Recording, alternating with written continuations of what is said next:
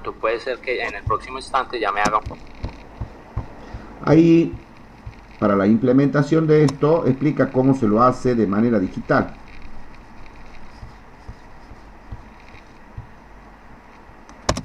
El actuador, entonces sabemos que él tiene unos límites de operación máximos y mínimos, hacer una resta entre lo que calculó el control con la saturación que hay efectivamente a nivel físico, y esa resta pues lo vamos a multiplicar por una ganancia que me vaya restando a quién, a la acción integradora de mi control PID.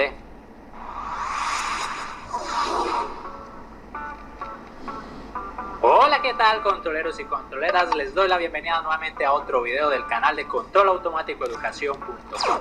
Quien les habla en este momento es Sergio Andrés Castaño Giraldo y les doy la bienvenida nuevamente a nuestro curso de control. En este canal tenemos una lista dedicada y exclusiva al controlador PID, proporcional, integral y derivativo. Si le das clic a esta tarjeta lo entenderás todo sobre el controlador PID. En el video del día de hoy nos compete entender uno de los problemas que tiene el control PID, que es el efecto del wind up. Vamos a aprender cómo crear un anti-wind up para evitar que nuestra acción integradora se sobrecargue, deteriorando entonces el performance de nuestro controlador. Vamos a ver cómo es que se hace.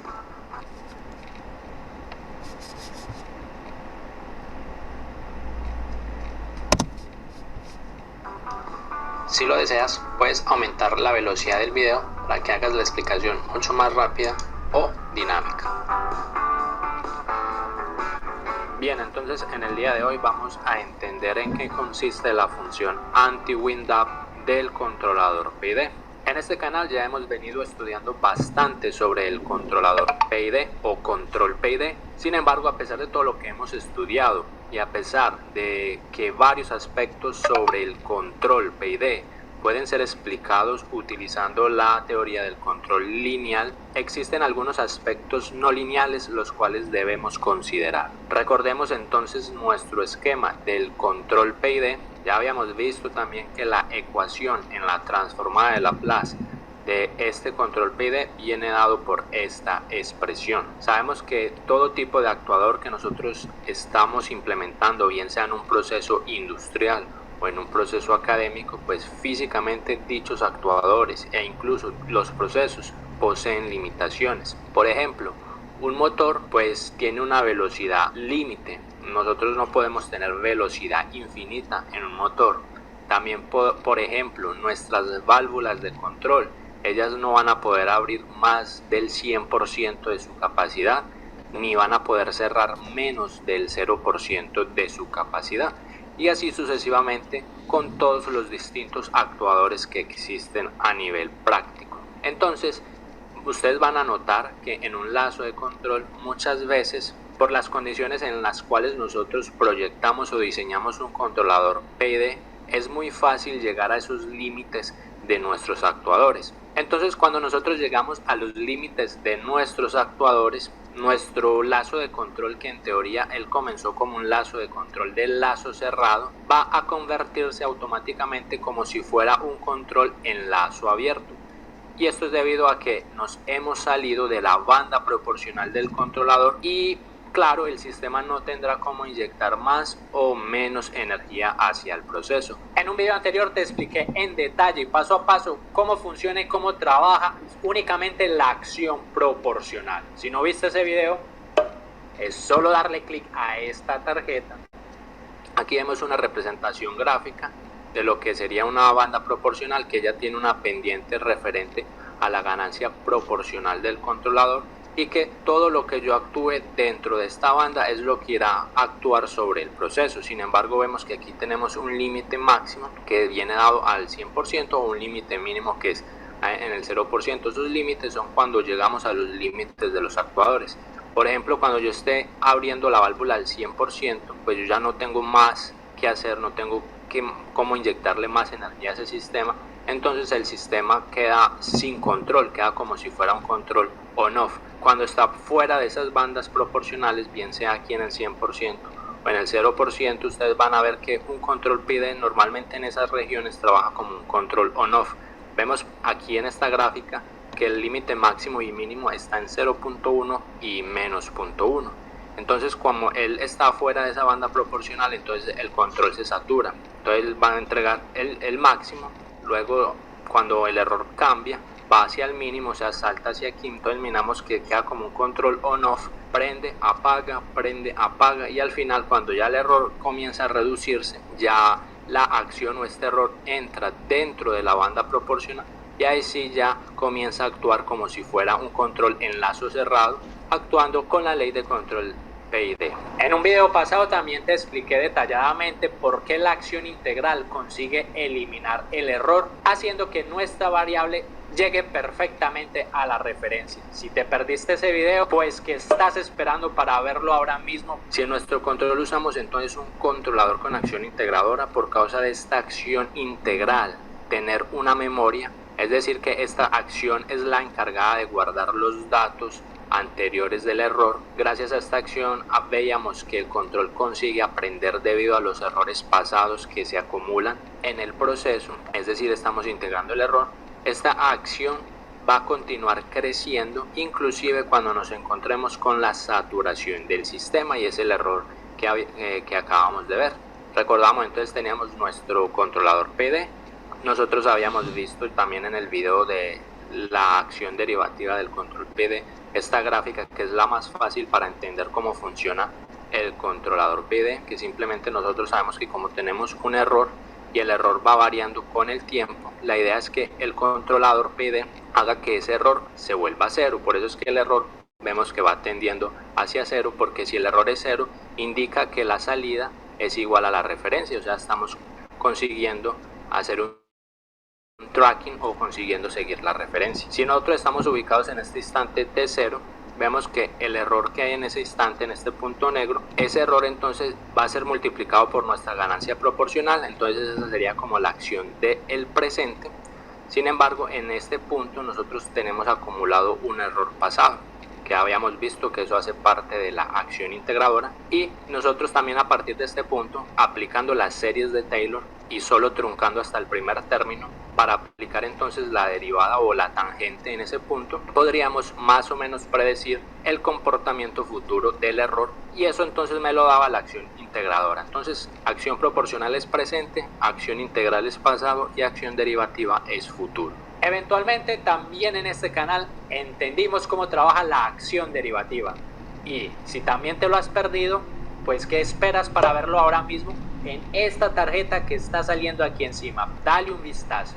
Vamos a suponer que nosotros tenemos entonces un controlador proporcional P o un controlador proporcional derivativo PD. Entonces, sin importar el error que entre a este bloque, como vemos que la acción proporcional es el presente o incluso la acción derivativa es el futuro, a medida que este error cambie, la salida de este bloque o de este controlador va a cambiar instantáneamente con el error. Es decir, si tengo un error creciendo rápidamente, pues la salida de control va a crecer rápidamente. Si va a decrecer rápidamente, pues la salida también decrece rápidamente. Sin embargo, eso no sucede cuando tenemos, por ejemplo, la acción integradora del controlador, por causa que la acción integradora pues acumula los errores pasados, o sea, es una acción que tiene memoria. Yo no consigo modificar, por más que el error vaya variando, como estoy llevando en consideración toda esa acción pasada, yo no consigo modificar rápidamente la salida de ese bloque. Entonces vemos que esta parte, la etapa proporcional o proporcional derivativa, ocurre un cambio instantáneo. Sin embargo, para la etapa integradora pues demanda un tiempo para que la señal de salida pues consiga notar un cambio debido a la entrada, que en este caso es el error. Esto entonces, lo que acabamos de ver, esto se traduce en que el término integral pues puede volverse exageradamente grande cuando nuestro proceso alcance los límites, principalmente por ejemplo en los actuadores, y esto va a hacer que la acción integradora pues se sobrecargue. Esto en el inglés se conoce como coloquialmente como winds up o sobrecarga de la acción integradora. La consecuencia entonces de esta sobrecarga de la señal integradora es que cuando el sistema entra de nuevo dentro de la banda proporcional, como lo veíamos anteriormente, o sea, cuando sale de las limitaciones físicas del propio proceso, se debe esperar un tiempo hasta que la integral se descargue para que el sistema comience a reaccionar y lleve la variable a nuestro set point.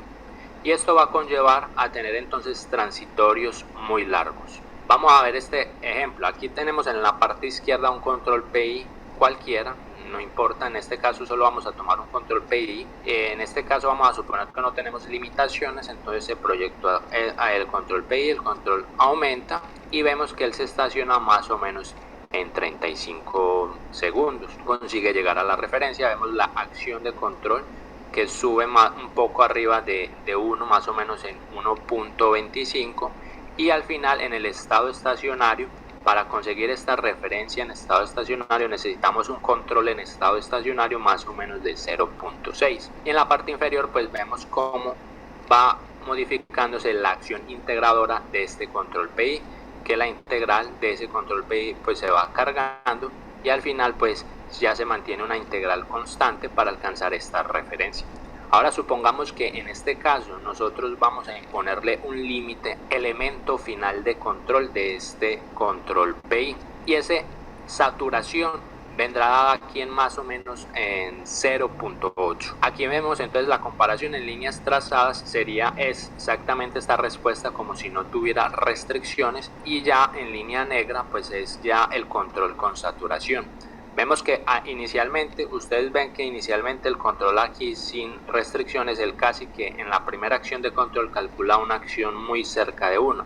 Aquí pues por causa de la saturación, él sube lo máximo y llega a la saturación que es 0.8. Y ahí se tiene que mantener porque ya no tiene como más, por ejemplo, abrir la válvula de ese proceso, porque ha llegado a su límite, a su saturación. Evidentemente, como ya no tenemos tanta energía como teníamos en el primer caso, como lo podemos ver aquí en la línea trazada, puntillada, que es la etapa sin restricción, como ya no tenemos tanta energía, pues evidentemente el control pues va a hacer que la variable vaya buscando la referencia de una forma más lenta, porque ya estamos limitando el proceso y eso es típico. El problema surge cuando nosotros llegamos aquí a la referencia en línea negra. Cuando superamos la referencia, entonces el error pues ya se vuelve negativo, entonces nosotros tenemos que comenzar a disminuir para poder alcanzar el set point. Sin embargo, miremos que la integral del error sigue subiendo, y si lo comparamos, por ejemplo, con la integral del error sin las limitaciones, vemos que más o menos esa integral llega hasta 1.1.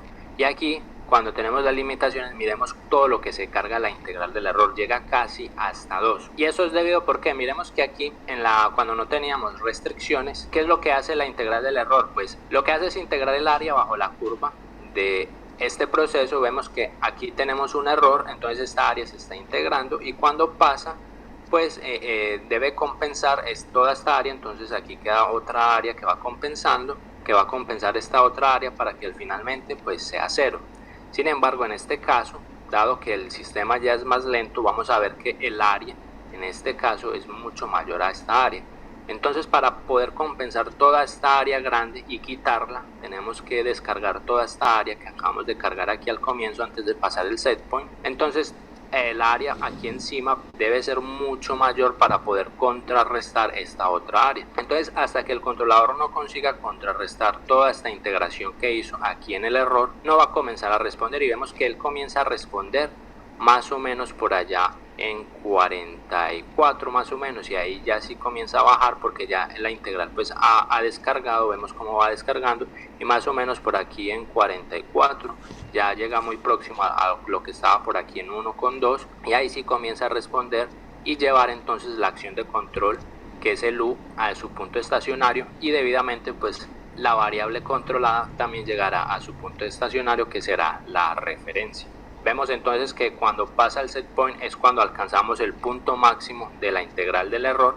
En este caso el punto máximo de la integral del error sin limitaciones está más o menos en 17, y aquí sin embargo el punto máximo, cuando alcanzamos aquí el set point, vemos que está más o menos en 25, entonces ahí se consigue acumular mucho error y hay que esperar a que toda esa integral se descargue para que el sistema comience a reaccionar. Lo ideal sería que el control comenzara a responder muy próximo aquí a esta línea trazada, como si no tuviera la restricción, o sea que debería comenzar a bajar más o menos por aquí. Y para eso entonces tenemos que evitar que la acción integradora se sobrecargue. ¿Existe otro canal de control en YouTube que te explique estas cosas y en español? ¿Verdad que no? Entonces, ¿por qué no te suscribes a este canal? Y adicionalmente, ¿por qué no miras que al lado del botón de suscripción hay un botón de unirse donde podrás tener varios beneficios y puedes continuar apoyándome a que cree más contenido de calidad sobre el área de control? Hay varias formas de hacer un anti-WinDAP. La estrategia más fácil de resolver esto es simplemente nosotros avisándole al controlador para que no cargue más la acción integral, porque el sistema está saturado. Esto nosotros lo hemos hecho a nivel práctico cuando implementamos los controles PID en el Arduino, en este canal, o también en el microcontrolador PIC. Básicamente nosotros entonces tenemos una ley de control, sabemos que la ley de control del PID es esta. Entonces, como él calcula una acción de control, la forma más rápida de hacer un WinDAP es simplemente informándole al controlador para que no incremente más la acción de control. Vamos a suponer que él calculó una acción por encima del control máximo o del límite de saturación del elemento final de control. Entonces nosotros simplemente le decimos que no, que a esa acción de control pues le recargamos el límite máximo. Entonces, por ejemplo, si el límite máximo es 100, pero él calculó aquí 120, entonces nosotros le decimos no, 120 no, eso ya se pasó. Entonces le borramos el 120 y le cargamos el 100, porque en el próximo instante entonces este UDK-1 ya no será 120, sino que será 100. Y ahí él entonces hará el cálculo con ese 100 y puede que haga un control o haga un cálculo de un control que ya esté un poco más arriba, pero no tanto. Puede ser que en el próximo instante ya me haga un cálculo por ahí que esté en 110. Entonces yo le digo a 110 no está por encima, entonces póngale 100 de nuevo, y a 100 en el próximo instante él sabe y va haciendo cada vez un cálculo menor. Entonces estamos evitando que se sobrecargue la acción integradora. Bueno, ahí evidentemente él está aplicando el anti-WinDAP de una manera digital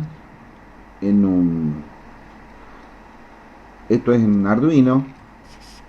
Si bien es cierto, ustedes no tienen mucha formación en lo que es programación, pero este lazo es muy sencillo de entender. If es una instrucción condicional.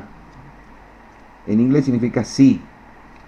Entonces, la condición es si la acción de control en este instante es mayor que la acción de control máxima que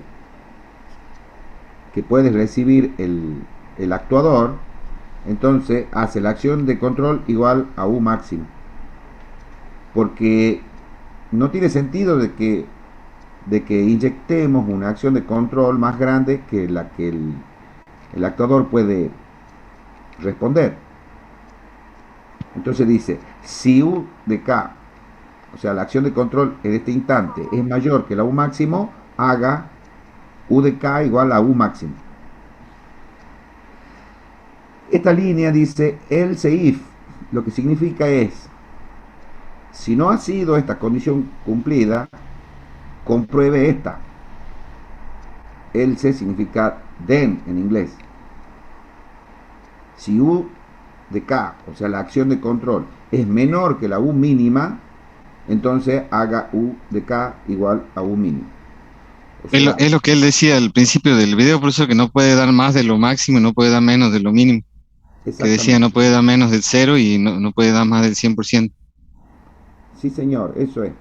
Entonces, con esta línea de programa, el micro, cuando va a calcular la acción de control, tiene en cuenta si se sobrepasa de la máxima, la hace igual a la máxima. Y si es menor que la mínima, hace igual que la mínima.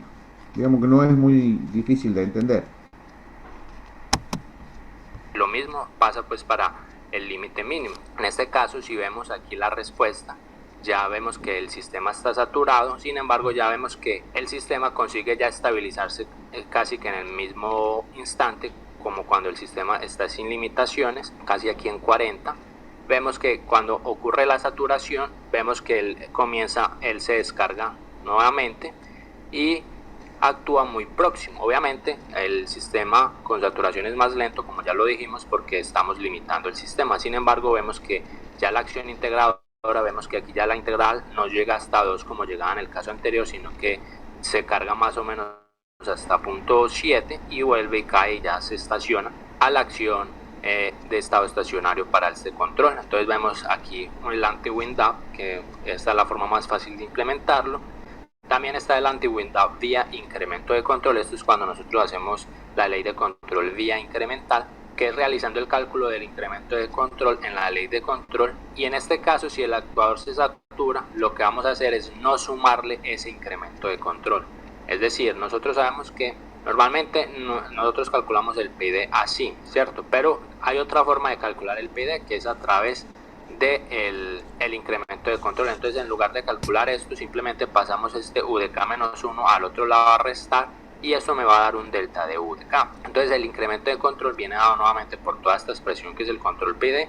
Y aquí hago la pregunta: si en la acción de control pasada más el incremento de control actual que acabé de encontrar aquí es mayor a la saturación, o si es menor a la saturación mínima, entonces si es mayor o menor, entonces no puedo aplicarle el incremento de control. Entonces al incremento de control le pongo 0, y simplemente mi acción de control, que sería mi acción de control PID, recordemos que aquí no iría esta ecuación, acá la puse simplemente para comparar ambas leyes de control, acá lo estamos haciendo a través del incremento de control, y simplemente entonces la acción de control a aplicar es la acción de control pasada más ese incremento de control. Si hubo saturación, entonces el incremento de control va a dar 0, entonces a la acción de control le vamos a aplicar la acción de control pasada. Esta es otra estrategia anti-wind-up, no va a dar exactamente lo mismo que habíamos visto aquí, porque no es la misma estrategia, pero va a dar muy próximo. Entonces miremos que con el incremento de control pues vamos a tener esta respuesta.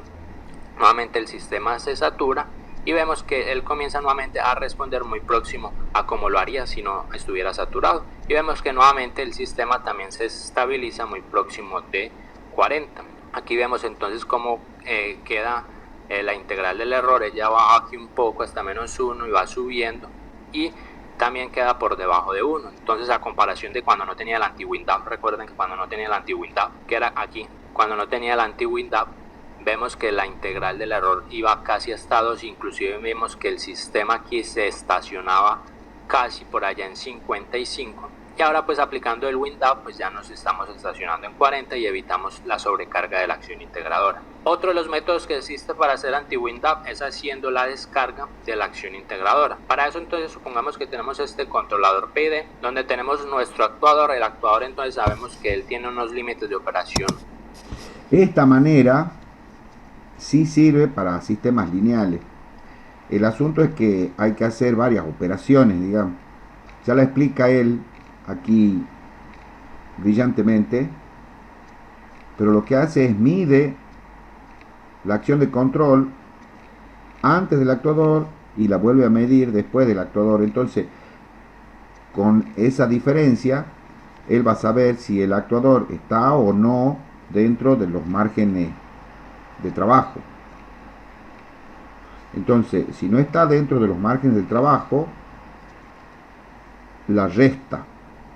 Bueno, escuche, pero lo que quiero decir es que esta implementación no necesariamente tiene que ser hecha con programación. O sea, a este diagrama de bloques lo que habría que hacer es implementarlo, por ejemplo, con amplificadores operacionales. Obviamente que es un circuito bastante complicado. En la cátedra nunca lo hemos hecho esto. Estaría interesante hacerlo, o por lo menos intentar hacerlo para ver el funcionamiento de esto. Máximos y mínimos. Lo que tenemos que hacer en este caso es medir o saber cuál es el límite máximo y mínimo del actuador, que entonces el límite máximo y mínimo vienen dados por UDT, y aquí VDT es simplemente la acción de control que está calculando el controlador. Entonces, como nosotros estamos consiguiendo medir cuál es el recorrido máximo y mínimo de este actuador, nosotros podemos hacer una comparación, hacer una resta entre lo que calculó el control con la saturación que hay efectivamente a nivel físico, y esa resta pues lo vamos a multiplicar por una ganancia que me vaya restando a quién, a la acción integradora de mi control PID. En este caso esta resta va disminuyendo la acción integradora del PID. Muchas veces no es posible medir cuáles son los límites máximos y mínimos de nuestro actuador. En ese caso nosotros levantamos un modelo del actuador sabiendo cuáles son los límites máximos y mínimos, entonces le hacemos las restas al modelo del actuador y ahí sí lo aplicamos directamente al actuador. Simplemente con el modelo del actuador nosotros vamos restando la acción integradora del controlador PD. Analicemos entonces, miremos que cuando nosotros estamos haciendo esta resta, cuando el sistema no está saturado, entonces esta resta, que la llamamos como el error EDS, ese error va a dar 0, y si esto da 0, entonces esto no va a influenciar en nada a mi acción de control PID, porque él está trabajando normal porque el sistema no está saturado. Por ejemplo, vamos a suponer que él calculó una acción de control del 50%, supongamos que la saturación es 100%. Si él calculó 50%, pues no se va a saturar, entonces aquí en la salida va a salir 50%, entonces si restamos 50 menos 50, pues el error va a dar 0, entonces aquí no va a pasar nada, va a dar 0, entonces no me afecta a mi controlador. Sin embargo, por ejemplo, cuando el actuador ya está saturado, vamos a ver que este error será siempre diferente de 0. Por ejemplo, vamos a suponer que en la acción de control calculó 130%. Sin embargo, sabemos que la saturación es 100, entonces aquí a la salida me va a salir 100, porque no puede subir más que el 100%. Entonces vemos que 130 menos 100 me va a dar menos 30%, entonces me dio negativo. Entonces me va a dar negativo cuando se sature en el límite máximo y me irá a dar positivo cuando se sature en el límite mínimo. Entonces ese valor negativo lo vamos a multiplicar por una ganancia. Esta ganancia nosotros mismos la establecemos. Si nosotros ponemos una ganancia muy pequeñita, es decir, un tau W grande, para que esto sea pequeñito, entonces casi que no le vamos a restar nada a la acción integradora y no veremos mucha descarga. Entonces hay que poner un valor adecuado para que se descargue adecuadamente esa acción integradora y no me afecte entonces la acción de control. Veamos que la entrada del integrador, este es nuestro integrador, a la entrada que es aquí, vemos que viene dado por quién, por Kc sobre tau i. Vemos que Kc sobre tau i, que multiplica el error, que el error está aquí, más, tenemos aquí el más, el error ES, que multiplica 1 sobre tau W. Entonces eso sería lo que le entra a este integrador. Y vamos a ver que el error de saturación, que es este error ES, error de saturación, entonces a partir de esta ecuación, si despejamos ES, simplemente sería menos Kc sobre tau i por tau W por el error. En el estado estacionario, este error ES pues es simplemente la resta entre U menos V, que es lo que tenemos aquí. Entonces si reemplazamos este U menos V aquí en esta ecuación, podremos saber cuánto vale esta acción de control que estamos calculando a la salida de nuestro controlador PID. Simplemente la acción de control B de t será igual a el límite de U, bien sea máximo o mínimo, más lo que nos dio aquí, Kc tau W sobre tau i por E. Y algo muy importante es que dado que la señal, vemos aquí la señal de ULIMI, en este caso es positiva, y la señal del error aquí también es positiva, como ambos tienen el mismo signo, entonces va a ser con que B pues siempre sea mayor, obligatoriamente B siempre va a ser mayor que ULIM o ULímite, y esto hace o previene la sobrecarga del integrador. A grosso modo vimos tres formas de hacer el anti-WinDAP del control PID. ¿Estás entendiendo cómo funciona la acción WinDAP? Déjame en los comentarios qué otros temas de control podríamos abordar en este canal. Los leo a todos en la caja de comentarios. Si ustedes lo desean, todas las simulaciones que acabamos de ver se los voy a dejar en la descripción de este video. Aquí simplemente está el código de implementación para los tres casos que acabamos de ver. Aquí simplemente puse un sistema o una planta de primer orden, configuré el control PI simplemente con unos parámetros. Aquí el TW, que es para la descarga de la acción integradora, la podemos poner en diferentes valores, ya vamos a ver. En este caso, como estamos haciendo aquí un control discreto, pues simplemente establecí un tiempo discreto bien pequeñito para aproximarnos como a la dinámica que tendría el controlador en estado continuo. Hacemos el cálculo del control digital y aquí entonces hacemos simplemente el loop de control. Vemos que aquí tenemos los diferentes anti-WinDAPs, entonces si le damos simular, aquí tendríamos primero el PI sin límites. Este sería el PI entonces normal que tendríamos del sistema. Aquí vemos entonces cómo queda el PI sin límites.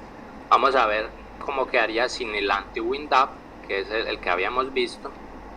Entonces vemos que cuando lo saturamos en punto 8, vemos que la acción de control sube mucho, entonces él se demora mucho en responder y tendríamos entonces un tiempo de establecimiento demorado, a comparación de como lo tendríamos sin límites. También podremos ver aquí con el anti-wind-up, vendría a ser este de aquí, vemos que ya responde rápidamente, y por último con el PI incremental anti-wind-up, que sería este cuarto. Vamos a ver la comparación de los cuatro. Aquí haríamos entonces la comparación de los cuatro sin límite, este sería el ideal. Aquí sin el anti-wind-up, que es el que más se demora. Aquí con el anti-wind-up vemos que ahora sí ya no tiene esa demora para responder rápidamente, y con el control incremental, que también responde sí rápidamente. Por último, también podremos ver la acción con descarga integradora. Aquí lo hicimos en Simulink, esto también se los voy a dejar para que lo descarguen. En la plataforma de Udemy tengo un curso especial de Simulink con más de 10 horas dedicados a este software. Simulink es un software paralelo de MATLAB muy poderoso para implementar controladores. Y si tú estás estudiando control, muy seguramente vas a querer aprender Simulink adecuadamente. Dale clic a esta tarjeta si estás interesado en hacer mi curso y obtener un certificado de aprobación una vez lo finalices. El link también te lo voy a dejar en la caja de descripción de este video. Aquí entonces tenemos arriba el control con anti-wind-up. Vemos que aquí tenemos el saturador que recibe la acción de control y la resta con la salida saturada. Entonces simplemente pasa por la ganancia 1 sobre tau W, que viene a descargarme la acción integradora. Y aquí tendríamos pues el control sin limitaciones ninguna. Aquí no tenemos el saturador, simplemente para hacer la comparación cuando simulamos. Simplemente aquí, si miramos en alguno de los scopes, veríamos entonces la respuesta. Aquí arriba sería en líneas puntilladas, sería el control sin restricciones, y aquí en líneas amarillas pues vendríamos a ver cómo se comporta el sistema con esta descarga de nuestra acción integradora. Vemos que él comienza a responder rápidamente. Inclusive lo que habíamos dicho, si le ponemos por ejemplo un TW, en este caso miremos que TW está en 1. ¿Qué pasa si le ponemos un TW grande?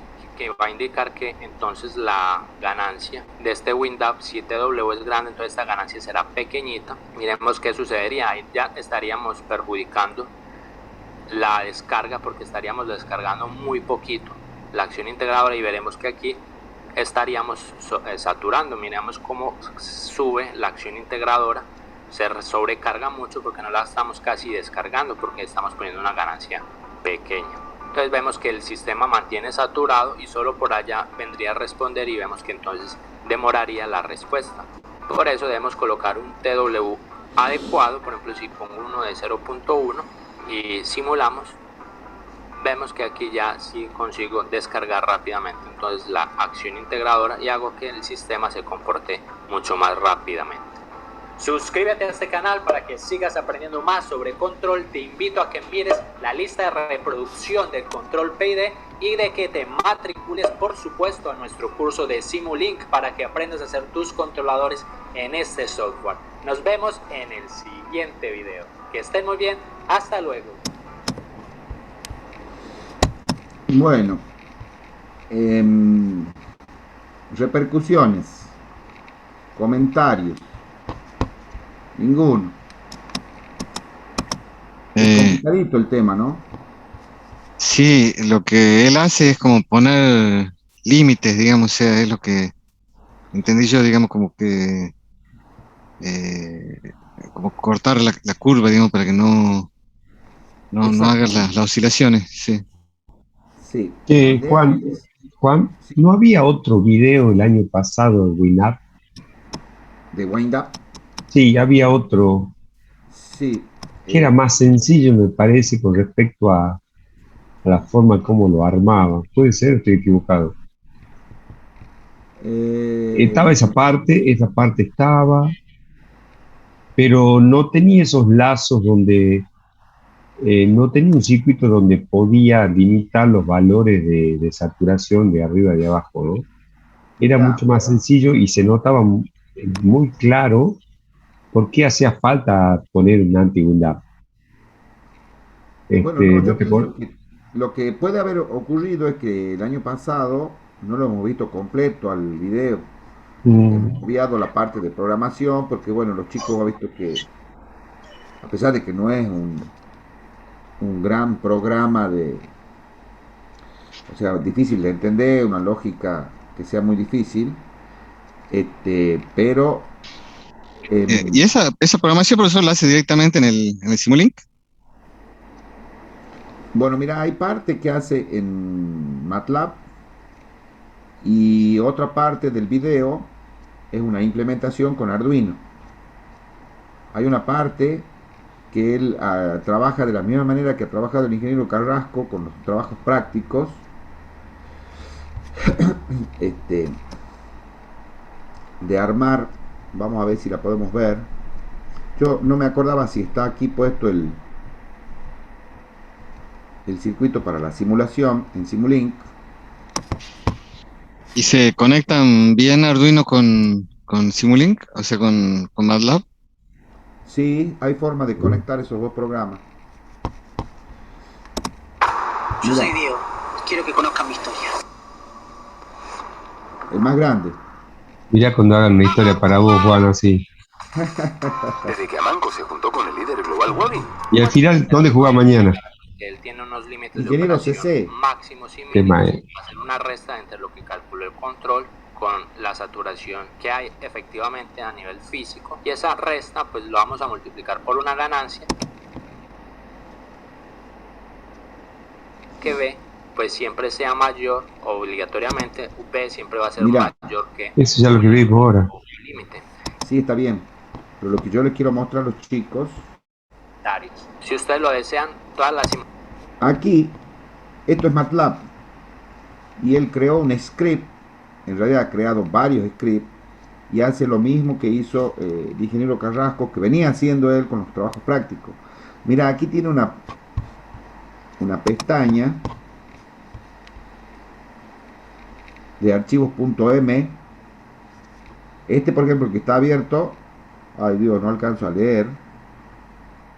Anti-windup dice discreto. ¿Me explico lo que digo? Entonces ahí puede... Son archivos.m. ¿Cómo? Archivos.m, que es lo que, como usted dice, que venimos haciendo en los prácticos. Claro. Entonces él ahí compara las distintas situaciones, digamos. Eh, Esto tenés que saber bastante de programación. En Simulink es un poco más sencillo. Esta programación la hace aquí en MATLAB, pero la implementación, que en determinado momento la presenta, aunque me parece que estoy confundido yo, todo hace en MATLAB y en Simulink, no hace nada con Arduino. El que hace con Arduino es el ejemplo. Y después cuando sigue... simulaciones que acabamos de ver, se los voy a dejar en la descripción de este video. Aquí simplemente está el código de implementación para los tres casos que acabamos de ver. Aquí simplemente puse un sistema o una planta de primer orden. Y después más adelante ya trabaja con Simulink. Por último, también podremos ver la acción con descarga integradora. Aquí lo hicimos en Simulink. Esto también se los voy a dejar para que lo descarguen. En la plataforma de Udemy tengo un curso. Parece que lo deja el script ahí para que lo descargue. Sí. Bueno, si quieren ver eso, aquí donde arranca el archivo ahí hay un link a la página donde está el artículo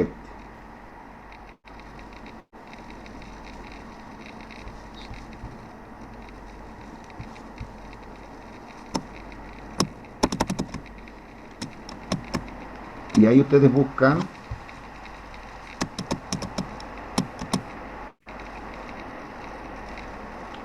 está medio lento.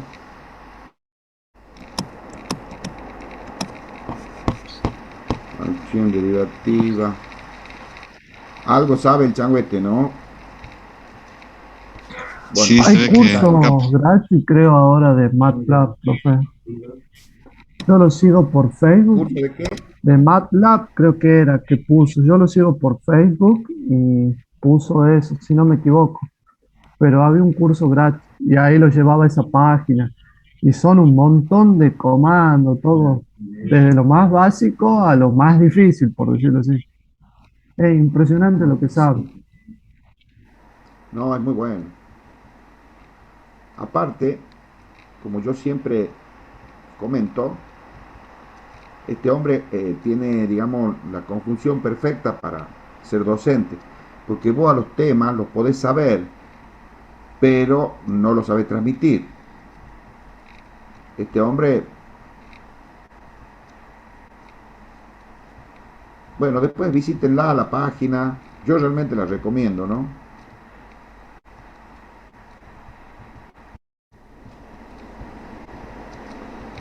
A ver, Está bueno. no, es impresionante. Después en la página, ¿cómo se llama? En el aula virtual, hay un video muy lindo porque que enseñan cómo se hace el control PID digital. Vamos a tratar de verlo ahora. Y también quiero mencionarles que esta temática, que es muy importante en lo que es control, de todas maneras, ustedes como ingenieros electricistas, probablemente digamos que tanto cálculo no van a necesitar. Lo que sí necesitan, y me parece importante, que ustedes entiendan de qué se está hablando cuando se habla de un controlador PID. O sea, cuál es la estrategia de control. Es una muy buena estrategia, muy usada, tiene problemas, y aquí ya lo hemos estado viendo, yo los repaso rápidamente. Para la acción derivativa, por ejemplo, el ruido es fatal, porque la derivada de un ruido es grande. Los ruidos normalmente tienen flancos de subida grande. Entonces, lo menciona, ya se lo mencionó, digamos, en clases anteriores, que el ruido es, para la parte derivativa, un gran problema. Por otro lado, si ustedes recuerdan, aquí vamos a usar esta gráfica. Aquí entra la señal de referencia, set point, ¿no es cierto? Y aquí está la variable física que se quiere controlar. El hecho de tomar que este control tenga una componente derivativa no es bueno cuando la señal de referencia, o sea el set point, entra un escalón, porque el escalón tiene una derivada infinita en teoría.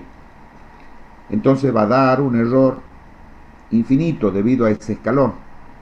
Entonces la componente derivativa va a ser grande, entonces la acción de control que vos vas a tener aquí va a ser muy agresiva para esa señal que vos, supongamos, estás cambiando la referencia de un valor a otro valor más grande o de un valor a otro valor más chico. Bueno, si cambias de un valor a un valor más grande va a tener una derivada positiva. Y si cambias un derivado a un valor chico, tenés una derivada negativa, pero siempre esa derivada es infinita. Una vez va a ser positiva, otra vez va a ser negativa. Entonces aquí se va a generar una acción de control, como es proporcional a la derivada, y la derivada es muy grande, muy agresiva, y probablemente te haga entrar en zonas de fuera del rango de trabajo del actuador.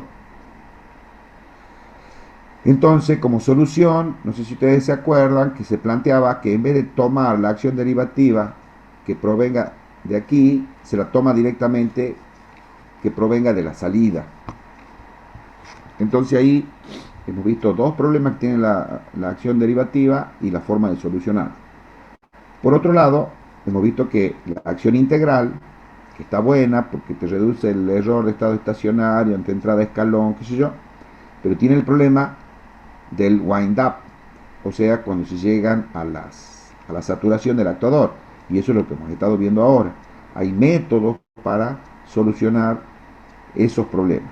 Yo ya les mencioné el otro problema que también hay en sistema de control, es el pasaje de manual a automático, no tiene que ser traumático.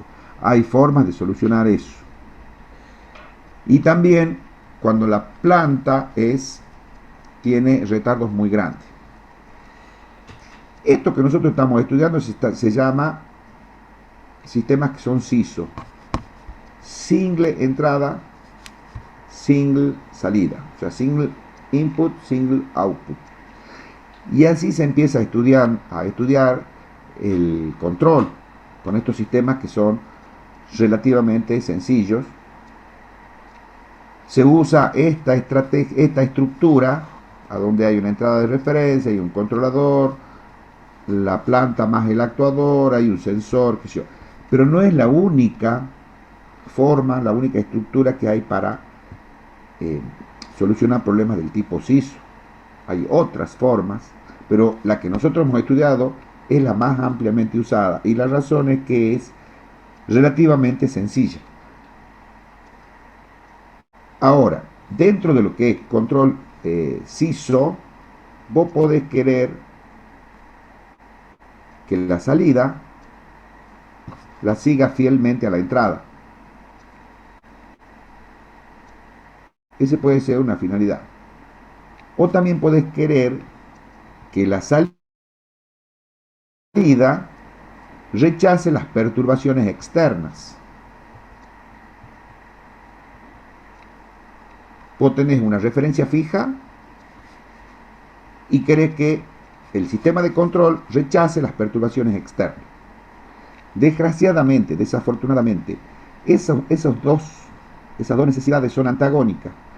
O vos conseguís un sistema de control que rechace las perturbaciones, o podés querer un sistema de control que la siga fielmente a la referencia.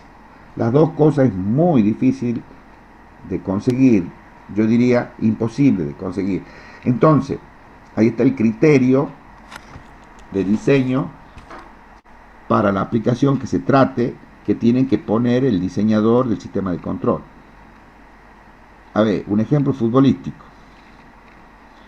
Vos querés ganar el partido y bueno, pones muchos jugadores en la defensa. Pero resulta que si vos pones muchos jugadores en la defensa, es muy probable que no tengas mucha potencia ofensiva y no vas a meter goles. Ahora, si vos sí o sí necesitas ganar el partido y bueno, pones 4 delanteros, el problema va a ser que te vas a descuidar en defensa y te pueden meter goles. O sea, es la historia de la colcha corta. Te tapas la cabeza y te destapas los pies, o al revés. Pero esos dos requerimientos son antagónicos y son, no me atrevo a decir imposible de conseguir, porque la verdad que no sé si es imposible, pero es muy difícil conseguir. Ahora, cuando el sistema está pensado para que rechace las perturbaciones externas, se dice que el sistema es robusto, y en muchos casos eso es lo que se persigue. Por ejemplo, en una estación generadora de energía eléctrica, la entrada de referencia no cambia nunca, porque lo que vos querés generar, supongamos que estás generando trifásico 380 50 Hz, y esa es la referencia, eso es lo que hay que generar, esa tensión a esa frecuencia. La referencia no va a cambiar. Lo que sí, el sistema tiene que ser robusto para rechazar las perturbaciones externas. ¿Cuáles son las perturbaciones externas? La carga. O sea, si un sistema generador, la carga le pide corriente, es una perturbación externa y el sistema lo tiene que rechazar. ¿Me explico lo que digo? Hola. Bueno, no importa si no le entiende. Yo le entiendo. Eso por un lado. Por otro lado, muy difícilmente en una situación real, estos sistemas que son del tipo SISO sea lo que se busca. El control arrancó así arranca siempre el estudio, así arrancó el control automático, pero después se han ido las exigencias industriales, el avance tecnológico ha ido consiguiendo que ya no sean sistemas del tipo SISO, sino que sean del tipo MIMO, a donde el mismo sistema de control tiene que controlar varias variables. Esa implementación con sistemas que son lineales es tremendamente complicada. Entonces, es tremendamente, aparte de ser complicada la implementación, es muy difícil la representación, porque son sistemas multidimensionales. Si ustedes ven acá una entrada, una salida, que son procesos dinámicos, que se representan, se modelan matemáticamente con derivadas, con integrales, qué sé yo, se recurre a la transformada de Laplace, eso simplifica un poco, lo hace tratable, pero ya la función compleja es difícil de visualizarla, porque son en 3 dimensiones. Y nosotros, los seres humanos, tenemos una cabecita muy chiquita, una capacidad de entendimiento bastante chico, como para imaginarse en 3 dimensiones, que en definitiva viene a ser la representación de una función compleja. El plano complejo es una forma de ver en 2 dimensiones algo que en realidad es en 3 dimensiones. Ahora, si el sistema es MIMO, es multidimensional. O sea, ya nosotros, por ejemplo, sistemas de cuatro dimensiones, ya no hay forma de imaginárselo. De última, la variable compleja te la podés imaginar como una superficie, pero el tratamiento no es sencillo para nosotros. Nosotros estamos muy acostumbrados y lo que es fácil para nosotros ver es en 2 dimensiones. En 3 ya se complica. En 4 es imposible. ¿Qué te voy a decir en 10 dimensiones? Entonces, en los procesos reales, en realidad el sistema de control que se proyecta es para que vos controles un montón de variables físicas. Entonces, ya la representación matemática, si fuera lineal, sería muy complicada. Hay una forma de representar esos sistemas que se llaman en espacio de estados. A esa representación, que es una representación matricial, y es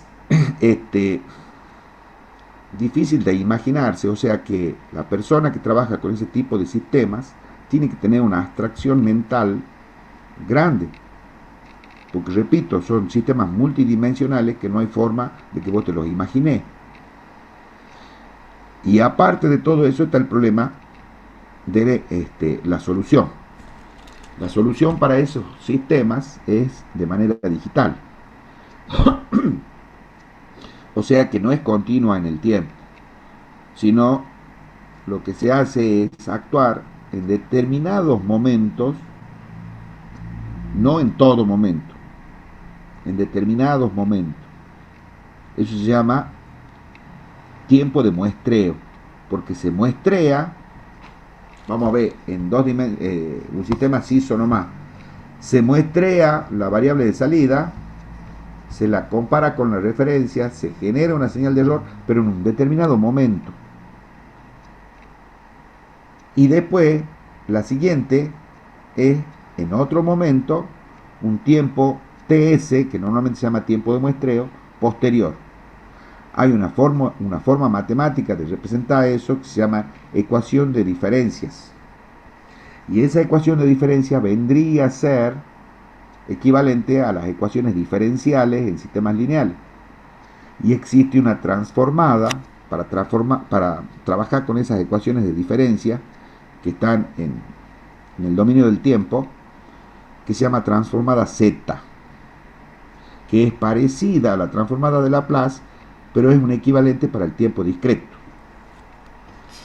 Obviamente que este tipo de temas ya están completamente fuera del alcance del curso. Como les decía yo al principio, la temática de control es una temática muy grande como para verla solamente en un curso de un año.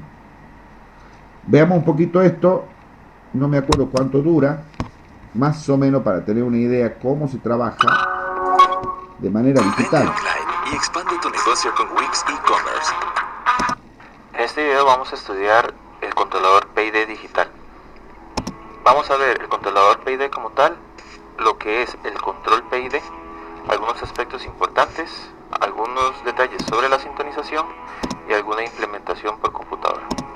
Lo primero que nos debemos preguntar es ¿qué es un controlador PID? Muchas veces hemos escuchado que el PID es uno de los controladores más utilizados en el mundo y que se estudia bastante, por lo menos en esta universidad, pero ¿qué es un controlador PID? Entonces la respuesta depende de a quién se le pregunte. Para una persona que trabaja en la industria, un controlador PID es un instrumento que sirve para controlar temperatura, nivel, presión, flujo, etc., que se compra, se instala y se le conectan los sensores y los actuadores a ellos. Pero un controlador PID es más que eso. Para otras personas, un controlador PID puede ser simplemente un dispositivo electrónico, como por ejemplo una implementación con amplificadores operacionales, que a final de cuentas va a ser lo mismo que el controlador que tenemos aquí fabricado en masa, que este diseño de aquí, pero las personas lo tienen un poquito diferente. Si le hubiéramos preguntado a alguien hace mucho tiempo, un controlador PID sería un instrumento como el que está aquí, en el que la energía no viene de la electricidad, sino que viene del aire. Es un dispositivo neumático. Actualmente los controladores PID, excepto por algunos casos extraños o raros, casi todos funcionan con energía eléctrica, pero este funcionaba con aire y hacía la misma implementación que en el caso electrónico. Y aquí tenemos otra implementación en el caso de un controlador de temperatura, también neumático. Entonces, ¿qué es un controlador PID al final? Un controlador PID uno lo puede ver como un algoritmo que en épocas actuales se programa principalmente en una computadora o, como va a ser en nuestro caso, en un microcontrolador. Este microcontrolador va a tener el algoritmo PID. Entonces podemos decir que un controlador PID es un algoritmo que sirve para realizar una tarea de control. Para tener una idea y una base común, vamos a suponer que este algoritmo PID va a estar implementado en algo que vamos a llamar el sistema electrónico de control o simplemente el controlador. Este controlador, como mínimo, va a recibir una señal de setpoint, que en nuestro caso va a ser la referencia, y una señal de la variable del proceso o process variable, que está aquí. Más adelante vamos a ver que el controlador puede recibir más señales que solo esas dos, pero como mínimo vamos a tener un setpoint y la variable del proceso. El algoritmo PID va a estar programado en este controlador y va a calcular la señal de salida del controlador, o CV, que va a ser precisamente la entrada del proceso industrial. En este proceso industrial nosotros vamos a tener el equivalente retenedor planta, que va a incluir el modelo del sistema y todo lo que lo acompañe: sensores, actuadores, convertidores analógicos digitales y digitales analógicos. Todo esto va a estar en el modelo del proceso industrial. Vamos a ver ahora los detalles del control PID. En primer lugar, tenemos que tener claro que el controlador PID es un controlador lineal. Es un controlador que su nombre significa proporcional integral derivativo, porque nosotros vamos a utilizarlo para multiplicar, que es la parte proporcional, integrar y derivar la señal de error. Y esta señal de error va a estar dado por la referencia menos la señal del controlador, que usando la notación anterior sería el setpoint menos la variable del proceso. Se utiliza en más del 90% de los procesos industriales, es uno de los controladores más utilizados en el mundo.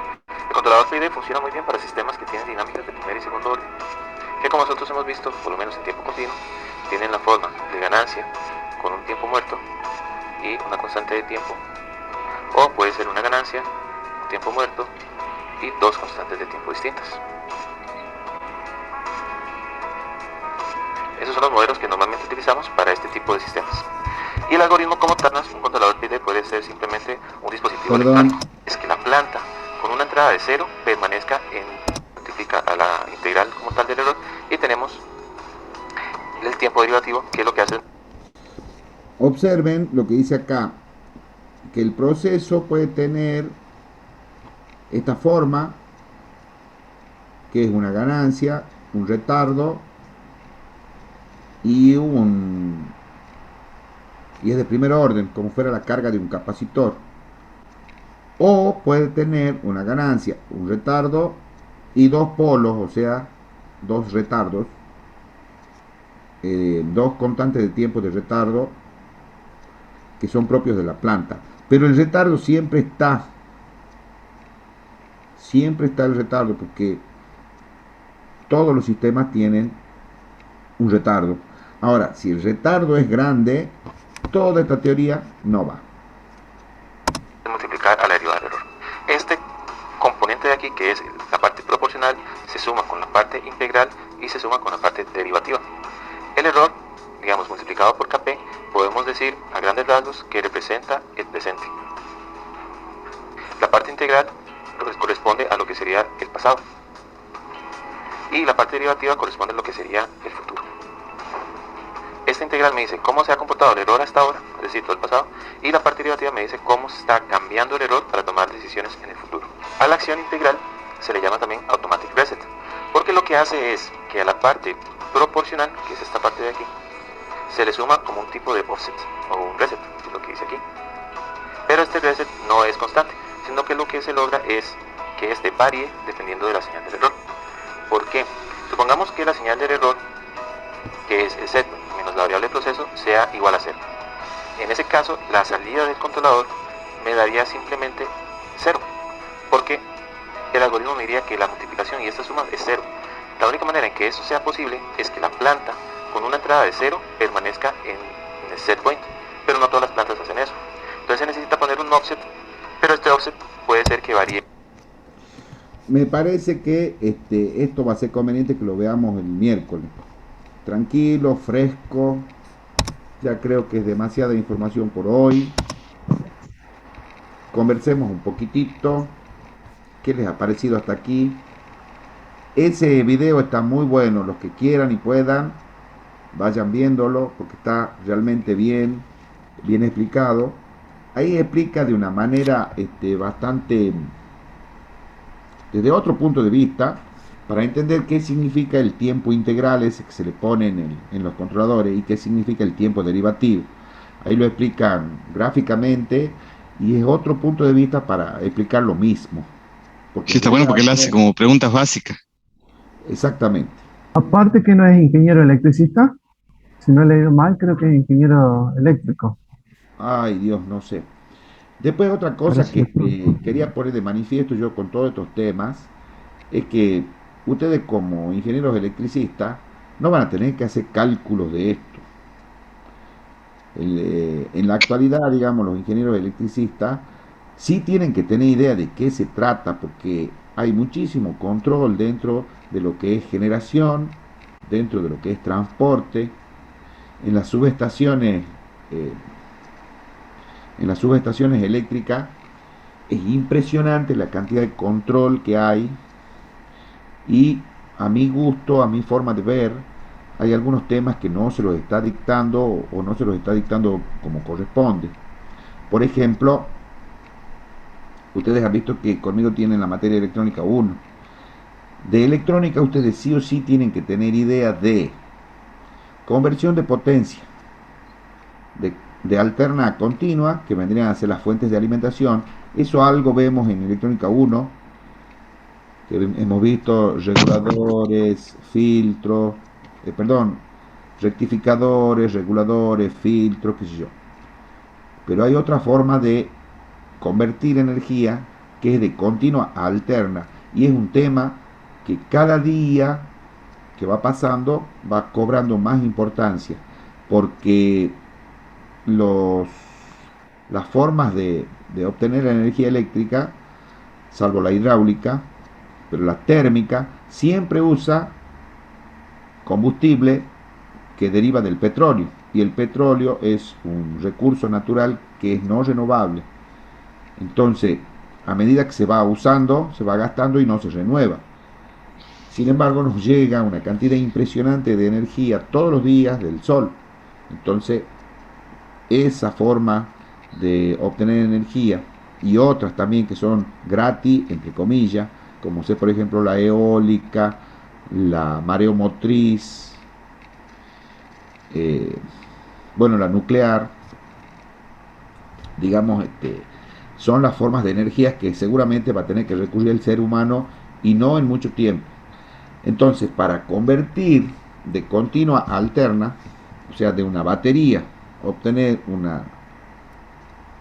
una tensión alterna como para que ustedes mismos se provean la cantidad de energía que consumen, y si les sobra pueden hasta venderlo, es algo muy importante y que se viene, ¿no? Se viene porque el problema energético es un problema tremendo. Cuando mayor cantidad de seres humanos hay, más se consume, y los recursos naturales que se están usando en su mayoría son no renovables. El mismo futuro para los autos, ¿no? Se viene el auto eléctrico sí o sí. Así que la conversión de continua a alterna es un tema que ustedes tienen que verlo, por lo menos para tener una idea. Después la conversión de continua a continua también. Otra temática que tendrían que abarcar en lo que es electrónica y que se usa mucho por lo menos en las subestaciones, es la conversión de analógico a digital y de digital a analógico, porque esos procesos son los que se usan para armar los sistemas SCADA que funcionan en las subestaciones, y a su vez en los lugares donde se hace despacho de carga. Bueno, ahí ya entra el tema que yo les digo, que es las redes industriales, las redes de computadoras, equipos que están conectados entre sí y comparten información. En eso el ingeniero Carrasco sabe muchísimo. Él trabaja en Telecom Personal, a donde las redes de computadora es pan de todos los días. De todas maneras, el ingeniero electricista tiene que moverse en ese ámbito, y en todos los ámbitos que se muevan siempre van a tropezar con una red de computadoras, una red de datos que tiene muchísimas ventajas. Esos temitas, dentro de lo que es electrónica, yo creo que los ingenieros electricistas tienen que manejar. El asunto de la automatización también, por eso está esta materia de control automático, que la forma de empezar a estudiarlo es estudiando desde el principio, estudiar el ABC. Entonces, lo que esta materia cubre es el ABC en lo que es control. Lo que cubre la materia electrónica 1 es el ABC de la electrónica. Así se empieza a estudiar los componentes básicos por separado. Y ustedes han visto, nosotros hemos estudiado primero los resistores, capacitores y bobinas, después los diodos, después los transistores bipolares, después los transistores FET, después hemos saltado a los tiristores, o sea, diac, triac y tiristor, después amplificadores operacionales, y ahora ya estamos tratando de entrar en lo que es la programación de microcontroladores, que es un salto grande, pero es como para que más o menos tengan una idea. Ahora, si se complementan con lo que es programación, ya podríamos hablar de un ingeniero electricista moderno,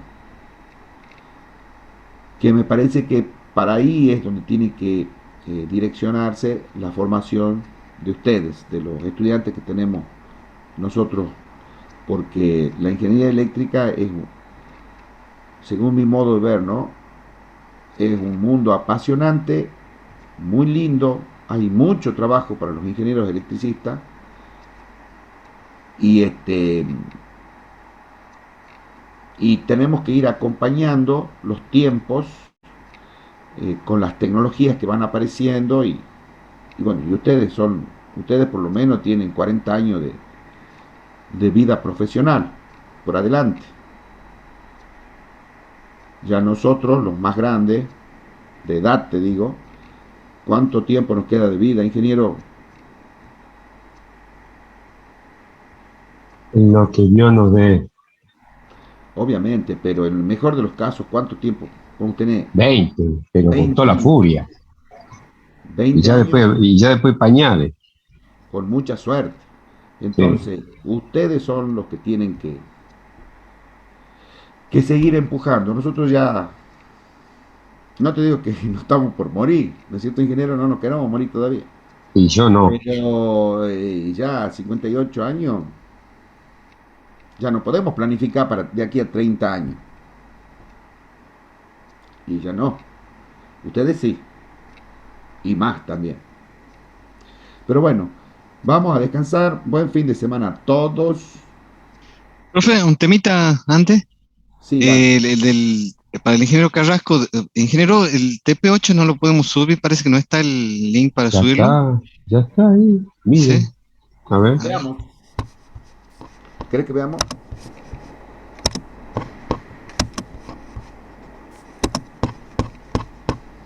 Sí, está el que dice trabajo práctico 8, descarga carpeta. Y entonces, Pero Raúl se refiere para presentarlo, profe. Claro, para subirlo. ¿cómo que no? Yo, profe. Actualizar. A ver. Poner actualizar y la redondelita. Redondelita. ¿Es el término técnico? Sí.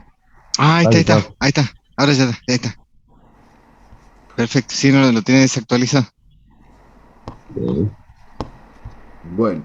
Ahí está, muchas gracias. Chicos, entonces nos quedaría ver Profe. el práctico Gracias, 9 y ahí estaríamos llegando a final de año.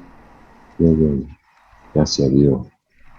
Año duro muy duro. Duro y feo, porque esta virtualidad a mí ya me está hartando. Sí, a mí también me está cansando eso. Creo que los chicos están igual. Sí, No el año sé. pasado había entusiasmo, pero este año ya Sí. no es lo mismo. Profe, había dicho que cuando lleguemos ya a fin de año íbamos a hablar sobre el tema del práctico integrador. No sé si quiere que en las próximas clases lo conversemos. Vos decís por la aprobación directa. Sí. Mira,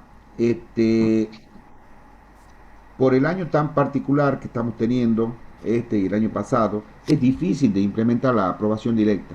En presencial probablemente sí, porque, a ver, si vos haces un rápido repaso mental de cómo han sido todas las clases,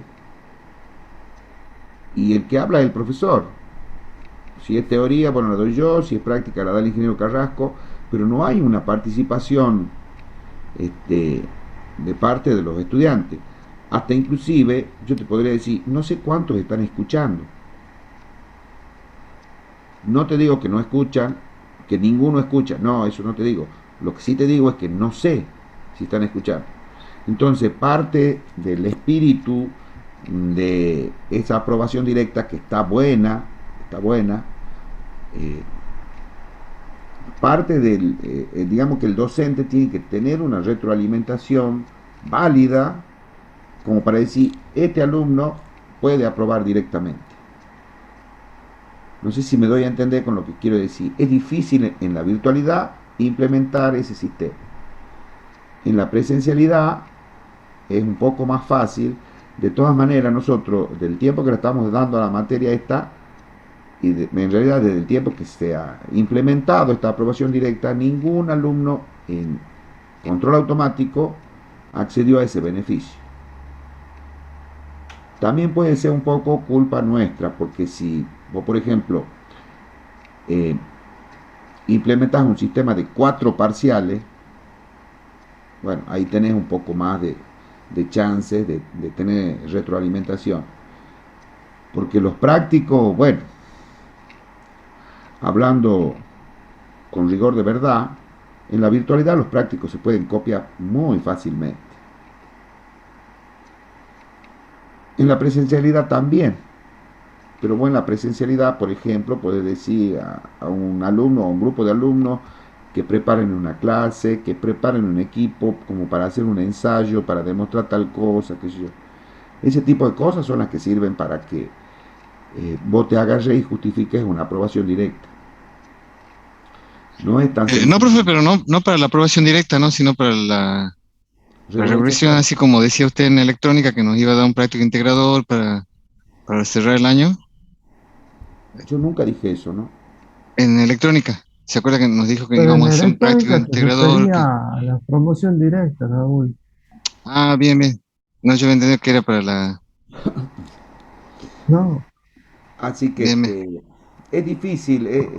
Mira, hay que tener paciencia, hay que darle gracias a Dios que estos 2 años feos que nos han tocado, hemos podido avanzar algo, medio a las trastabilladas, que yo pienso que la tecnológica ha hecho muchas cosas muy bien en esta pandemia, como sé, por ejemplo, quitar las correlativas, eh, qué sé yo, dotar, es decir, darnos la posibilidad de tener una plataforma como el campus virtual, las clases por Zoom con tiempo ilimitado, eh, esas cosas están muy bien.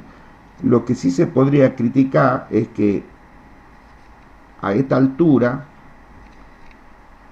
yo creo que ya se tendrían que haber habilitado las clases presenciales. Sin embargo, todo ha pasado para al año que viene. Es una opinión personal, ¿no? Porque hay cosas que no, la presencialidad, es decir, la virtualidad no compensa. Sí, el laboratorio, profe. El laboratorio, que yo, más allá de que en el caso particular de las materias que dicto yo, en el caso particular de esta materia con el ingeniero Carrasco, hemos hecho el esfuerzo de tratar de hacer las prácticas con laboratorios virtuales, digamos. Pero en otras materias, qué sé yo, un ensayo, por ejemplo, de transformador o de las máquinas eléctricas en general. No sé si hay software para hacer eso, no sé cómo lo dictan los profesores a esas partes, digamos, o un ensayo de alta tensión, no sé. Por eso te digo, han sido años, estos 2 años han sido tremendamente difíciles, lo más o menos lo vamos tratando de llevar, poniéndole onda, y, y bueno. Ahora, la aprobación directa me parece que no, me parece a mí. En el examen final, bueno, ahí con unas ideas más o menos de que graben eh, la solución al problema planteado, qué sé yo, podría llegar, ¿visto? A suplir un examen oral. Ahora observen ustedes, en los prácticos no se le pide ninguna grabación, que es una sobrecarga más de trabajo.